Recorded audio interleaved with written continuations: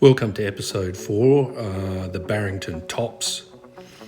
If you watched episode 3, we left the bridle track at Hill End around lunchtime and headed off towards Mudgee.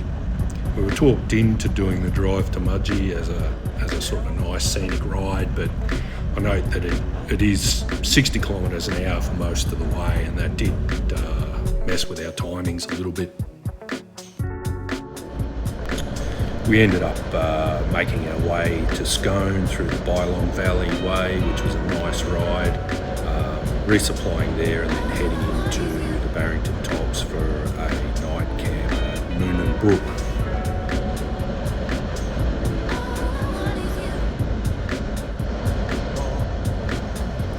The ride through the Bylong Valley Way is very scenic. The riding itself is a little boring given its tar and has long straight stretches, but doing it once is worthwhile for the scenery, going through some really nice farming country.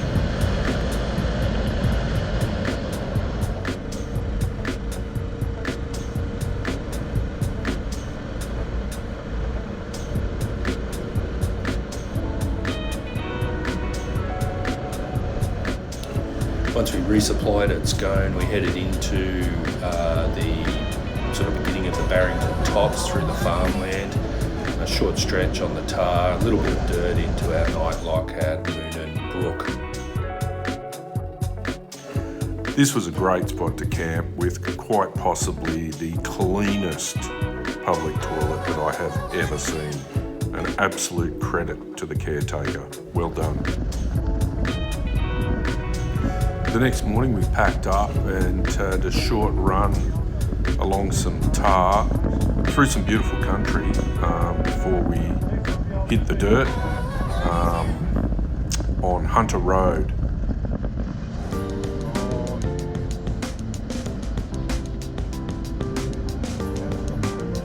The conditions were absolutely perfect for our ride through the Barrington Tops. The road surface was wonderful to ride on. It was a very gentlemanly ride and some big skies and really spectacular views.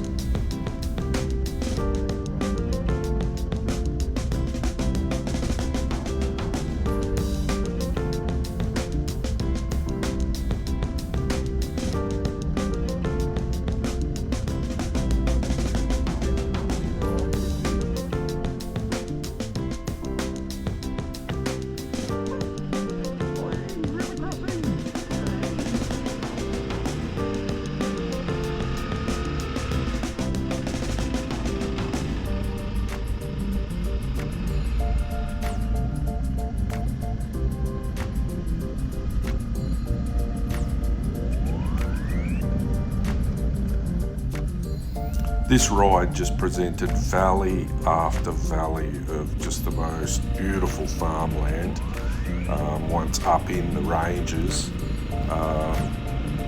Farmland I certainly had no idea existed. It was absolutely spectacular.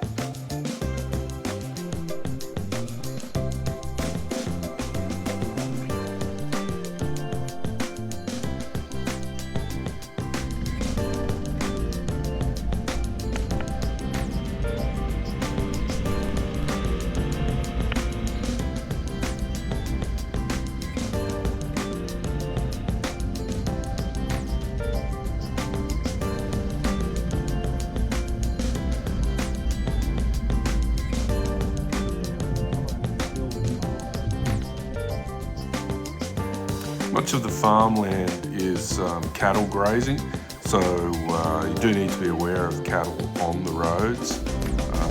A along this particular route. There were quite a few times when we needed to actually come to a stop to accommodate the cattle.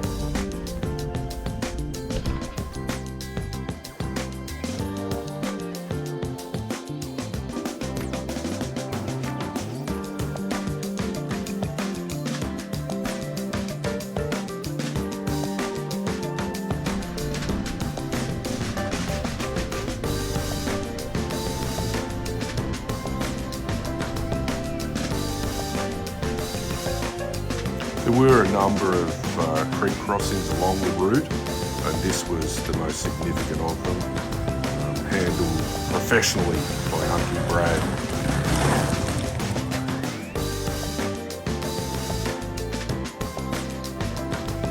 This was one of those circumstances you don't know which way it's going to go, so I decided to try and get around this young bull, given the creek was on one side and the sort of embankment on the other. And he did have a go at me in the last minute before heading off up the embankment.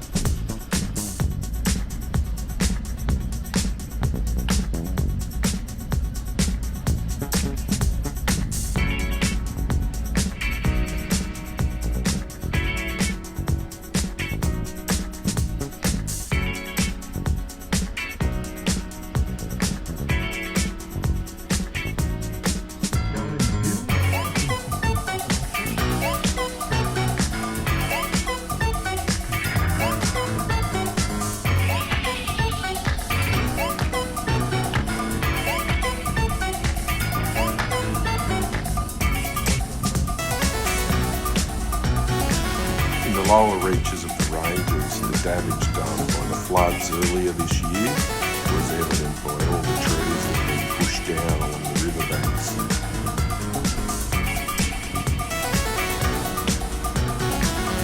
Before we knew it, we were on the tar and heading up to Warhoe to continue on to Kinchilla. And I thought I might include a nice Kinchilla sunset from Mum's back veranda. See you in episode 5, where we head south again towards the Alin River.